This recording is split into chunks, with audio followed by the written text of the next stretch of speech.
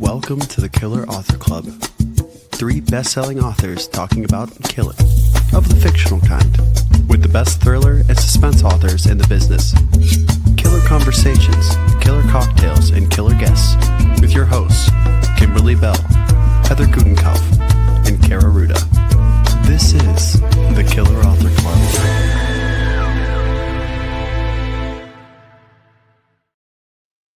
Hello, and welcome to the Killer Author Club, your favorite haunt for all things murder, mystery, and mayhem.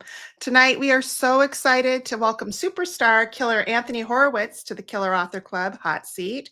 We have all the questions about Marble Hall Murders, the 3rd book in the Susan Ryeland series. So grab your list of questions, your poison of choice, a cocktail or mocktail, and get ready to kill the lights. I'm Killer Heather Gutenkopf. I'm Killer Anthony Horowitz.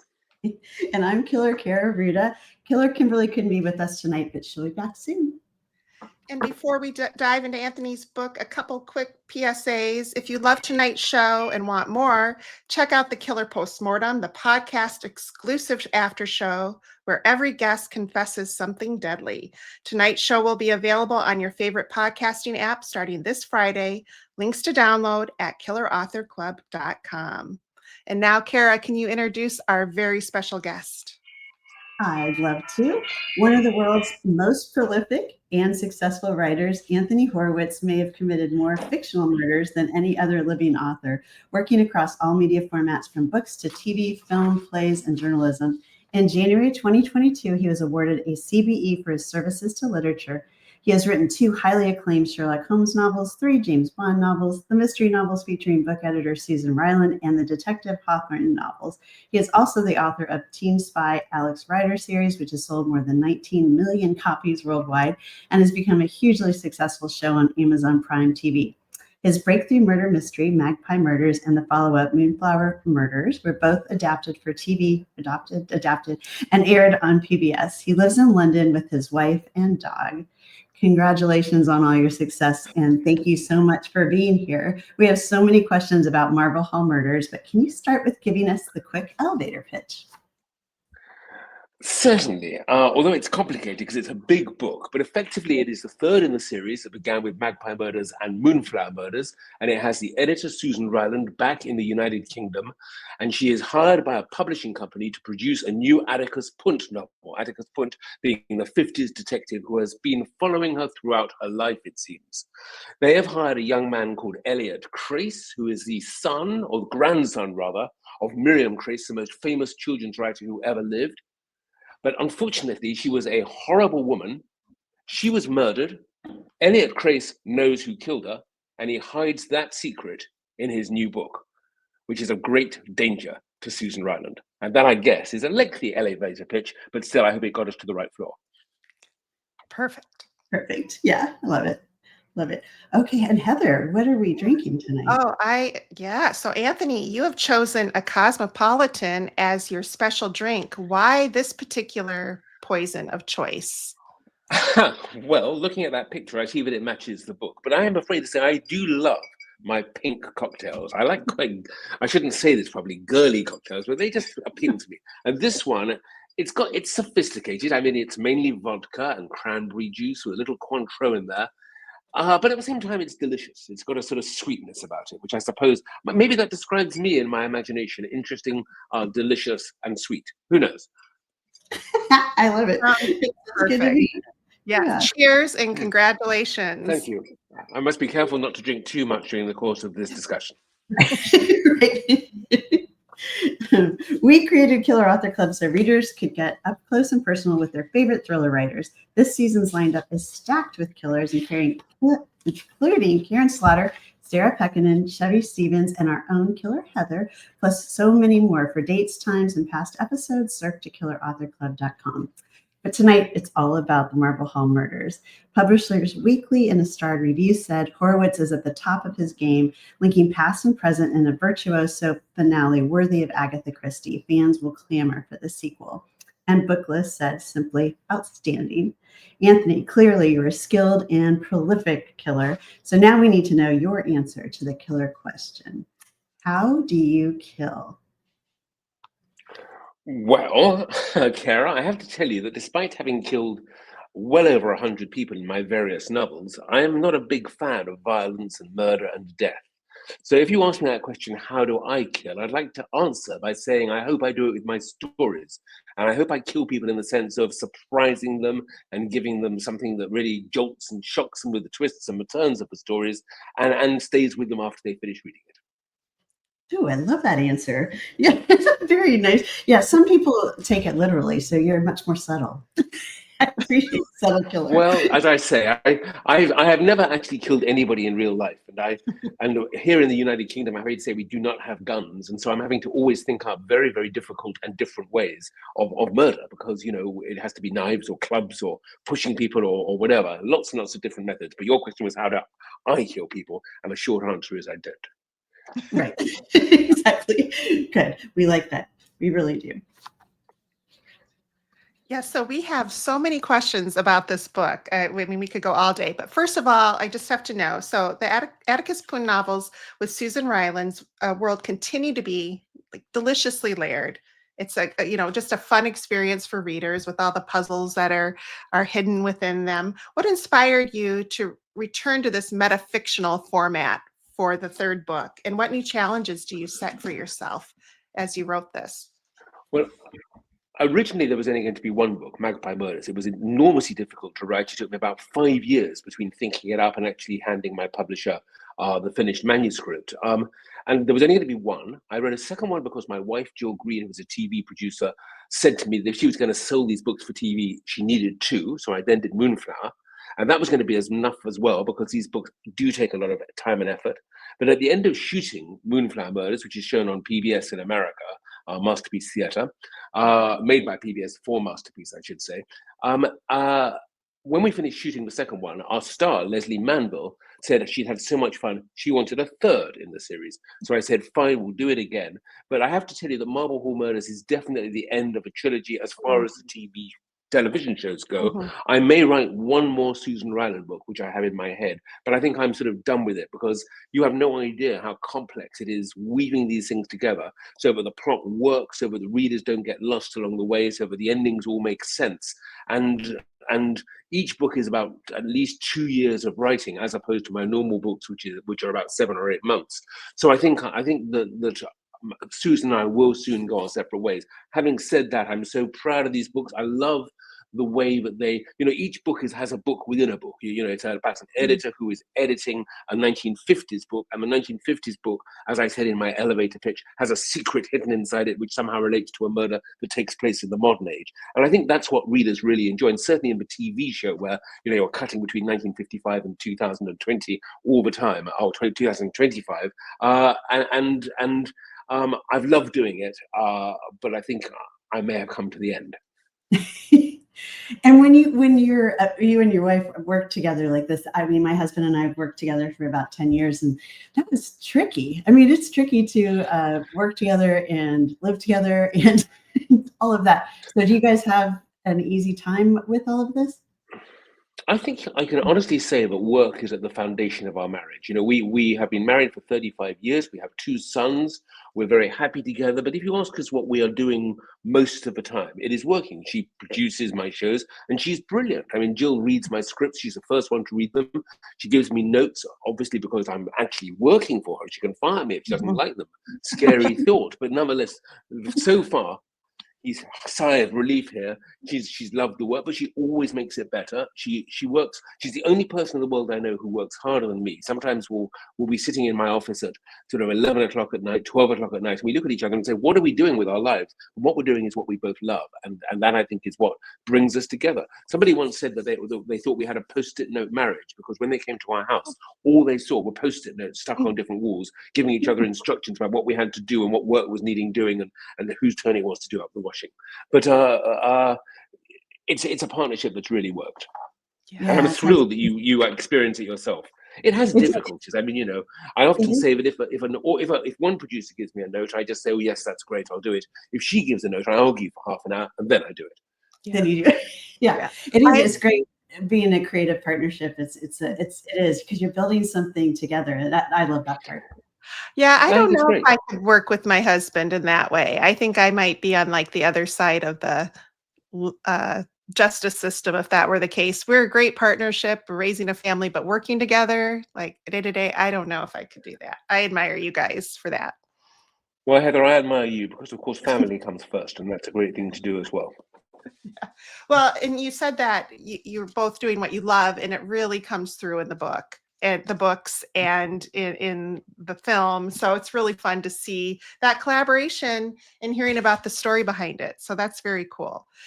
And so, well, we had a reader who was or a watcher, a viewer of our show who was so excited that you were coming on that he sent a question ahead of time for you that he wanted to make sure that we asked you. And so, and you mentioned it's a book within a book, within a book. And so Phil asks, when writing the Susan Ryeland series, and this is multiple choice, do you A, write the Ryeland book first and then create the Pünd book, or write the Pünd book first and then create the Ryeland book, or write them both at the same time? A, B, or C? Well, Phil, thank you for the question. It's sort of C, really. I write them in the order in which they appear in the book. I have a belief that you've got to. Writing is like a river; it flows. It always flows in one direction. It moves, and you can't sort of turn it around. You can't jump ahead and then go back on yourself. You've got to go with the flow. But that said, I have to have a very good idea of the original crime, which is going to be reflected in the book. Because normally what happens in these books is that somebody is murdered in the modern world, which takes place in, as I've said, 2025, but that is then reflected in another story that takes place in 1955. And for that second story to work, even though it may come second, I've got to know it first. You get my point? One is based on the other. I write them in the order in which they occur. Brilliant. But at the same You time. have two rivers flowing at the same time. That's what you're doing, which is a lot. That's a lot to hold. So are you plotter or pantser? Are you A plotting? plotter also? or a... I missed the second part. A plotter or Oh, a... plotter or a pantser, or somebody that just writes by the seat of their I'm a pants. plotter. I am a Yeah. plotter. Okay. I like to know at least, when I'm writing a murder mystery, I need to know at least 75% of the book before I start writing. It has to be really written down in great detail because there are so many different strands, so many characters, so many different worlds. And if I don't know, and if I get confused, my reader will get confused. And the biggest worry I always have when I'm writing these murder mysteries, and I'm sure you've had it yourself, where you get into a big murder mystery and you're on page 300 and something, and a character walks into the room and you think, oh my God, who is this guy? I know I met him around about page 200 and something, but I've forgotten who he is, and how does he connect with this guy and that? And you have to stop and thumb back. I just don't want that to happen. I want my books, as I say, writing is like flowing. It's like a river, but so is reading. And so that's what I strive for. Yeah. And so since your books there are so very layered and complex in many ways, but you make it seem so easy for us readers. You know, when we're reading, you lay it out so beautifully for us. So when you talked about Post-it notes, are your plot points all on the Post-it notes? How do you No, I don't organize? do that. I don't do that. I use notebooks. I just use little notebooks Okay. and I write questions to myself.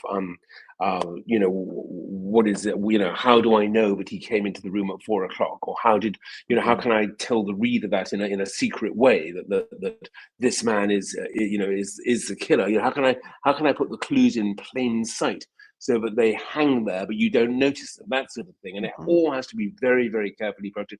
I don't like that sort of method of cards on the wall or post-it notes, because I think they feel like instructions to me. They feel like sort of signposts. What I really want is a constant dialogue.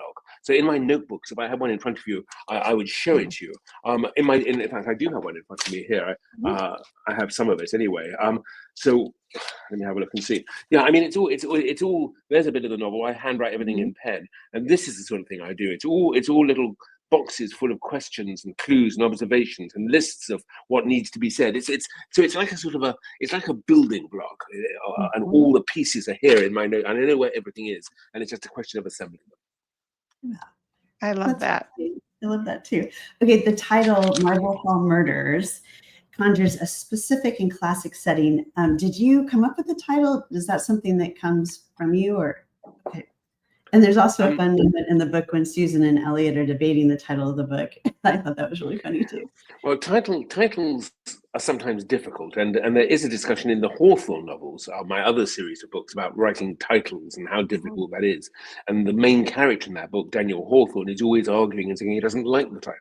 And it is true that I often have long discussions with my editor. In fact, my next book, she doesn't like the title that I am trying to fight for, and one of us will be killed, I guess. No, I couldn't say that. I love her too much. But title, it's very interesting that when you're writing a murder story, you've got 2 words, 3 words, maybe at the most 6 or 7 words to sell to the reader the story, and the temptation always to put murder into it is sort of one thing, and it is difficult to formulate them. Now with the Hawthorne series, I had the idea that all the titles would be something to do with writing. So the first one was called "The Word Is Murder," the sentence is death, then "A Line to Kill," and after that I ran out of ideas, and I realized it didn't work. It was completely hopeless. I was thinking about having a story set in a morgue where a body part is stolen by somebody, and the title was going to be "The colon is missing." Get it? Colon. But that worked in a sort of literary way, but I couldn't get the story to work, so that didn't go. I do find titles tricky. That's a short answer. Yeah, I mean, it's great though. I mean, and when you work with your editor, so it's not like you submit it with the title and she's going to change it, because that's what happens to me. But you get to at least help. It's got the new book. The new book I've got has got a title on it, and Marble Hall Murders was always going to be Marble Hall Murders. I actually live quite near a place called Marble Hill, and that's been in my head for a long time. I don't quite know why. M&Ms are not my favorite chocolate, but a lot of my books, Moonflower Murders, Magpie Murders, Marble Hall Murders, have that M&M alliteration in the title, and I do like alliterative titles, I must say. I created a TV show as well called Midsummer Murders, which ran it still is running. Yeah, Right. love that show. So as mystery and thriller writers, we often hear about, oh, she wrote about that trope, he wrote about that trope. And I read an interview where, you're not a big fan of the trope. So how do you upend the genre and bring something fresh and new in your writing, which you do so well? Well, Heather, first of all, I love murder mystery. I do love that. What I have said occasionally is I do not like the word cozy crime. And I never describe my work as cozy crime, because as far as I'm concerned, even though my books are not very violent, and I tend to shy away from sort of close descriptions of bloodshed and everything, murder is never cozy. Murder is the worst crime a human being can commit, or certainly one of the worst. And I resent the idea that just because a book is written in a light way, that it is somehow cozy. Murder is always cruel and awful. That said, as much as I love murder mystery and whodunits in particular, everything that could be done seems to have been done. I mean, how many different ways can you think of killing somebody? How many different ways can you think of? How many different motives can you think of for a murder? How many different types of person can you think of as your characters? And what I'm always looking for, is somehow approaching murder mystery in a way that makes you think about it twice, that gives you something that hasn't been done. So, for example, in Marble Hall Murders, where we have a book inside the book, Elliot Crates, this young writer, is writing a book, a story, but he is hiding something in it. Even the title, Marble Hall, you mentioned it a moment ago, it turns out that Marble Hall is an anagram. Marble is an anagram of Belmar, and the Villa Belmar is where his book is set. So he's playing with the real world. He's twisting it and turning it, jumbling up the letters, doing things, and hiding in it a mystery as to who killed his grandmother.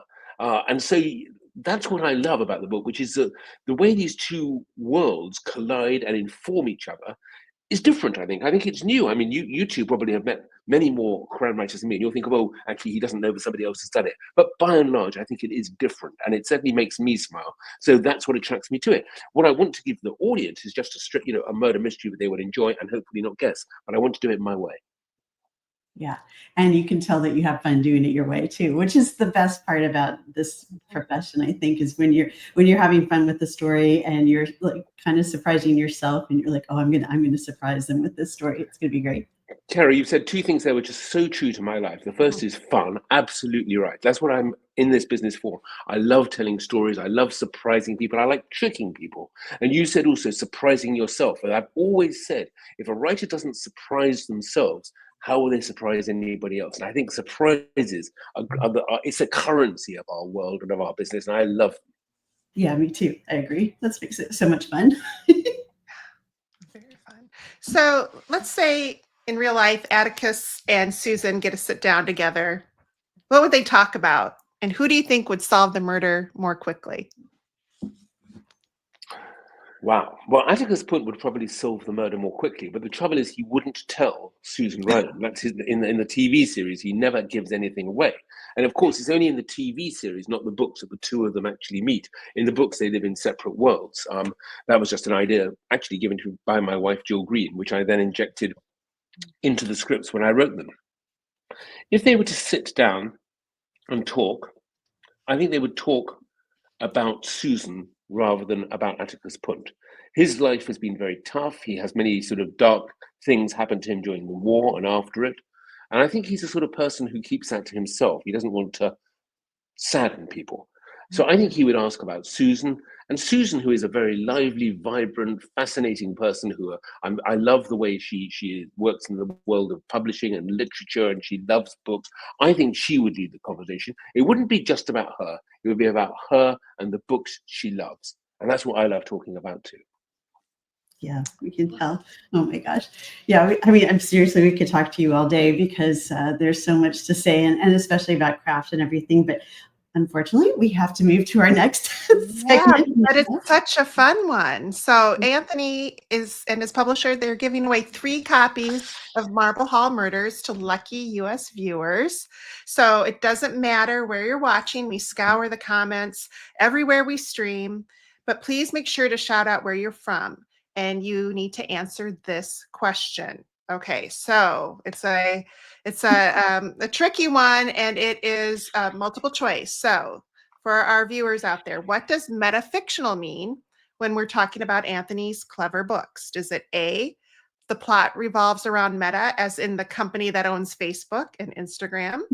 Is it B, the book within a book plot structure? Or C, I have no idea whatsoever. I just want to win a copy. So A, B, or C, drop your answers in the comments, and we will choose 3 lucky winners. Good luck, everybody. I love that. I know, it's funny. The Killers are big fans of independent booksellers, and we want to support the ones our killer authors love. Anthony has chosen the Open Book in Richland, UK as his special store tonight. Anthony, can you tell us why this bookstore is so special? Well, first of all, it's only 5 minutes away from where I live. Secondly, every time I go past, I'll see one of my books in the window.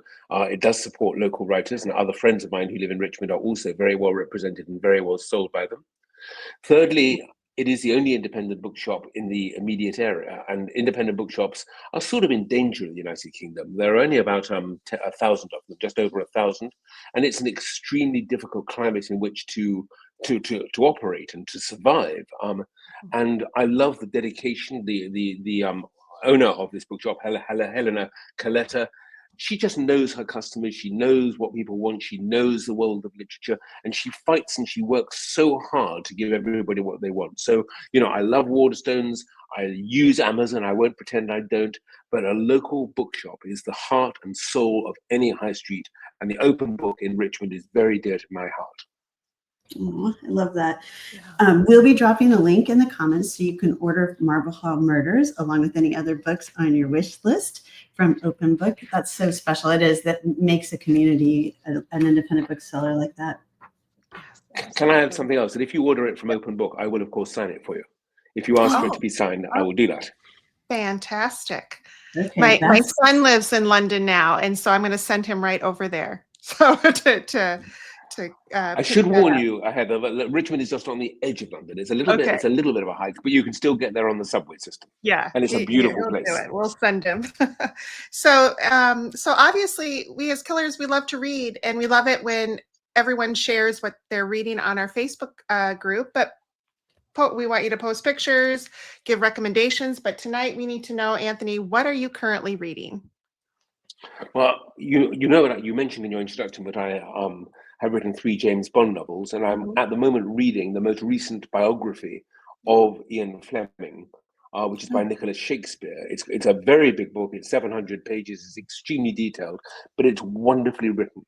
What I love about this biography is it doesn't just tell me things I didn't know about Ian Fleming, but it tells me them in a way that makes it almost feel like I'm reading a novel. It's beautifully done. Wow. I love books like that. And that sounds amazing. And speaking of awesome books, we are so excited to have a Killer alumni to celebrate tonight. That's right, Killer J.T. Ellison has a new book out today. So from New York Times bestselling author J.T. Ellison comes Last Scene, a twisted psychological thriller about the bonds of family and the disconnect between memory and truth. J.T. is giving one copy to a lucky winner in the U.S. or Canada. So Canadian viewers, this is your chance. Make sure you let us know where you're from. And wait, there's more. Killer Author Club is happy to celebrate 2 new releases that we wanted to let you know about. First up is Bald-Faced Liar by Victoria Helen Stone. Living a lie becomes a matter of life and death for a woman hiding from her past in a novel of mounting psychological suspense. And we also have The Medici Curse by Deco Affanord, hope I said that right, Deco. A descendant of a powerful Italian dynasty reckons with her family's troubled legacy and her own fractured memories in the Gothic thriller from the author of The Forgotten Girl. So we've got 1 copy of Bald-Faced Liar and 2 copies of The Medici Curse to give away to U.S. viewers. Sorry, Canada. Comment if you want in and tell us where you're from, and good luck. And don't forget to check out the Killer's latest books. Yeah, because we have Jill is not happy, but Kara is, because her book is out in the world, a thriller about an ill-fated road trip that resurrects a married couple's darkest secrets. You know who else isn't happy? The main characters in Heather's upcoming thriller, The Perfect Host, when their over-the-top gender reveal goes off the rails. Pre-order this one now. It's out in November. And finally, have you read Kimberly's latest, The Expat Affair, about 2 Americans in the deadly world of Amsterdam's diamond industry? Links for these are coming up in the comments. And so, you know, every episode we give away some swag, and we have one winner tonight, the little Killer Author swag coming your way to Robin Schaefer. So drop us a note, Robin, and we will get that off to you right away. Anthony, we have some good news for you. You have survived the Killer Author Club. And we put a big little thing over your face. So, I'm so relieved. I knew you would be, and I'm happy to let you know that. So can you tell us where our listeners and viewers can find you online? AnthonyHorowitz.com will take you to my website, but otherwise go to Penguin Random House or to HarperCollins in America, and both carry information about me. Awesome. Thank you. Perfect. And a big killer thanks to bookreporter.com for sharing the murdery love. Stay tuned for updates on bookish news and events from bookreporter.com. And that does it for tonight's episode. Thanks to everyone for tuning in, and join us back here in 2 weeks on August 12th, when we'll have the one and only James Atoll in the club to chat about River of Lives. So we will see you back here in 2 weeks. Thanks, everybody. Bye. That does it for tonight's show. Thank you for tuning in. If you'd like to catch our next show live, we're every other Tuesday night on Facebook, Instagram, and YouTube. For times, upcoming schedule, and to catch up on past episodes, visit us at killerauthorclub.com. Happy reading. Now get on out there and kill that TBR.